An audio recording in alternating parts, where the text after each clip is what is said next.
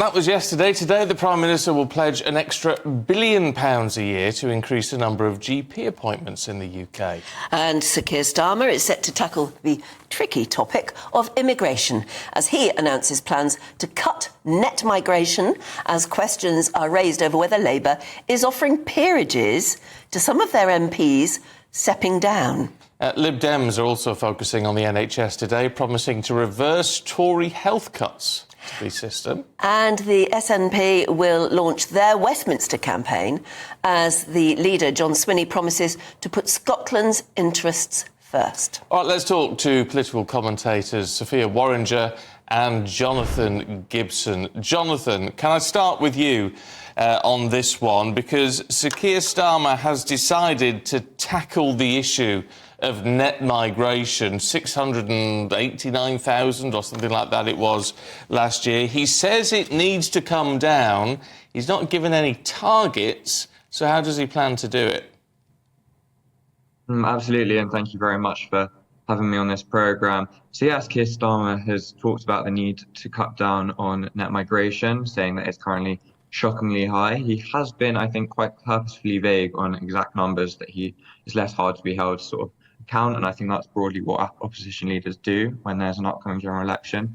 They try and not be too specific on their policies, so I think that can be expected. But I think what he's talked about is trying to upskill British workers, trying to create systems through which companies have to prioritise using British labour rather than importing it from abroad. And this might mitigate some of the feelings that people are being left behind and unable to seek employment when there are, jobs which are being given to people or skilled workers who are coming in from abroad. So I think he's really signalling a political message that this is a topic that he does care about to many voices across the country who do care about it. And he wants to make change, albeit in a somewhat vague capacity, and using much of what the Tories also have as a framework for tackling immigration. Sophia, as we watch these leaders launch their battle buses, almost as though it's something new. I mean, for how many years have we had battle buses? You just wonder if there's anything new that the Tories can say that is going to lift them, even in the polls at the moment, or make any difference. What do you think? I think the incumbent party always faces the challenge of why you did do the things that you said you're doing now while you were in office, when you had the levers of power to do that. So that's a very fair criticism being launched at the Conservative Party at the moment when they talk about things like more GPs, more investment for hospitals and GP and diagnostic services. That's why did you not do that while you were in power? I think there are not so many policy differences really, or massive policy differences between the Labour Party and the Conservative Party.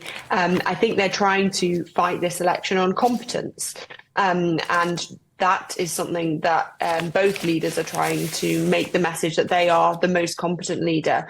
And I know the Prime Minister is trying to make the message come through that Keir Starmer is at the mercy of the more left-wing faction of his party, which obviously Sir Keir Starmer has tried to stamp out over the last few weeks with the deselections of particular candidates. So I think it's less a policy battle and more a competence battle. And it is a shame that there are no big, bold policy ideas coming through really from either party. Obviously, we've had national service being talked about. We've had votes for at 16 being talked about. On the Labour side, they're trying to clearly make an offer to young people, but it's not really setting anyone alight from the policy perspective. I think this is a very political election rather than a policy conversation.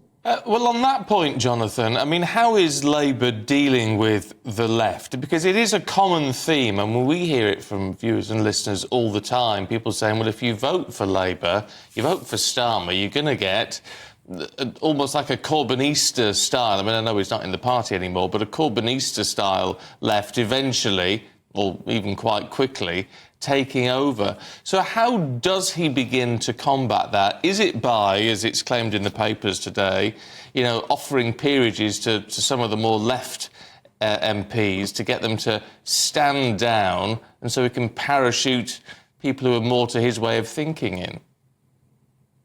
I mean, I think, to be honest, he's already been combating the far left of his party very, very heavily, even since he's taken office. And that has been something which has been slightly surprising, I think, to me, is the extent to which he's actually successfully been able to do that.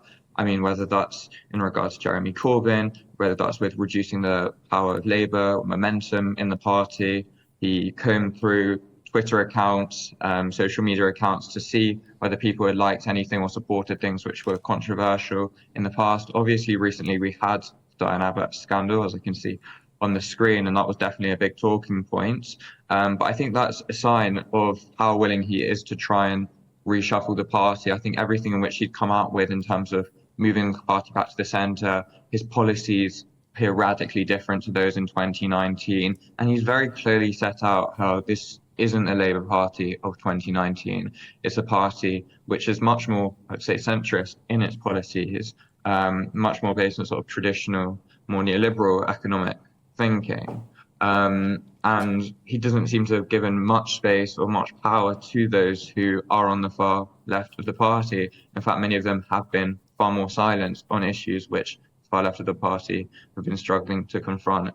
And so I'd say that he's not only been doing that in terms of who he selected, in terms of who he's allowing to stand, and in terms of his flagship policies, he's been able to kind of keep down the far left within his party and really reorientate his party in a way maybe you could compare to the early 2000s under Blair. I mean, Sophia, maybe he doesn't have to worry at the moment. He is so far ahead in the polls.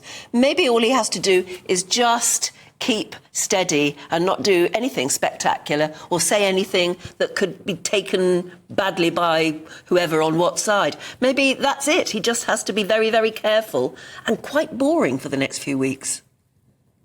I think that Ming vase strategy that you described, this idea they just have to very carefully take the situation forward without making any catastrophic mistakes, has been one the Labour Party have been pursuing for the last year and a half, 2 years.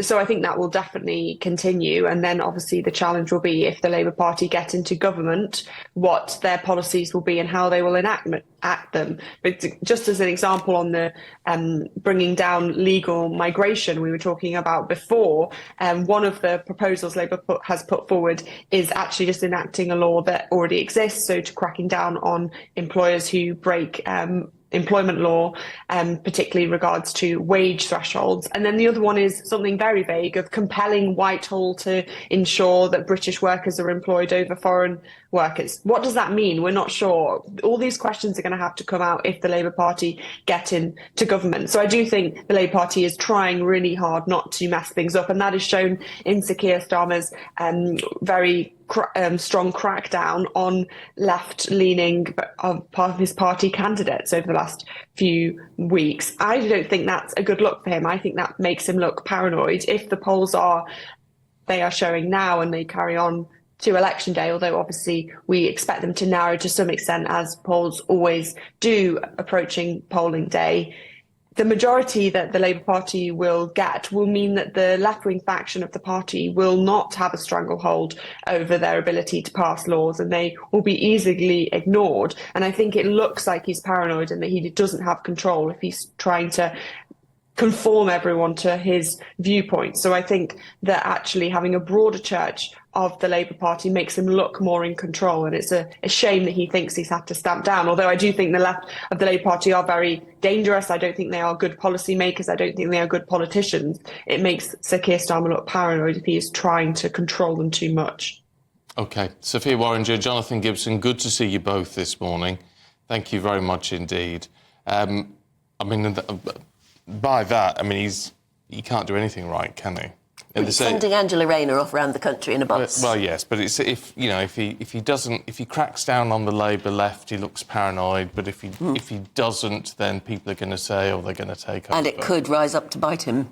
A bit later on, you never know. You're not impressed by the battle buses? No, I really cannot believe we are still going, ooh, look at battle buses. They're just buses. I mean, when they were they're first... all painted up and... Yeah, but when they were first fancy. sort of done, I mean, how many years ago did they start the battle bus thing? Years more. Are we meant to be that impressed by a blinking bus? Yeah, but get us in the spirit. It's like the Coca-Cola thing at Christmas. Oh, that's different. It's not. Oh, it's exactly the same. It's just a lorry with lights on.